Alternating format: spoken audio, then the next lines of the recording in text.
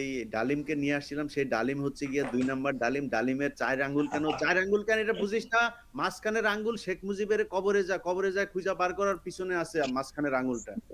ওইখানে যায় খুঁজ গিয়া।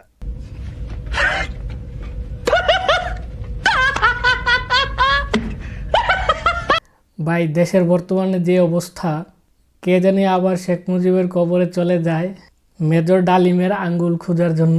আবার কখন জানি শুরু করে দেয় মেজর ডালিমের আঙ্গুল খোঁজার আন্দোলন। তা তো বলা যায় না, কারণ বর্তমান বাংলাদেশ এখন আন্দোলন বাংলাদেশ। তুলনা আমরা দেখি যে মেজর ডালিমের আঙ্গুল কোথায়। প্রথমে মেজর ডালিম এবং ইলিয়াস ভাইয়ের যে টকশোটা হয়েছিল সেটার নিউজ করেছে ইত্তেফাক। সেই ইত্তেফাকের টকশোতে আমরা দেখতে পাচ্ছি যে মেজর ডালিম ভিডিওর এক পর্যায়ে বলেছেন যে মুক্তিযুদ্ধের সময় ওনার আঙুলটি হারিয়েছেন। তাছাড়াও আমরা মেজর ডালিমের কাছ থেকেই এইটা কনফার্ম হব। এবং তাকে বীর বিক্রম খেতাব দেওয়া হয়।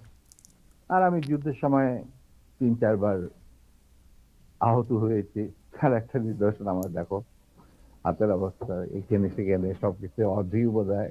যুদ্ধের সময় সেই আঙ্গুলটি হারিয়েছে। তো এখন যদি আপনারা আবার কবরে ঢুকে যান আঙ্গুল খুঁজতে, তখন আবার আঙ্গুল খুঁজে পাবেন না, কারণ এটা অনেক সময় হয়ে গেছে, খুঁজলে আর পাবেন না।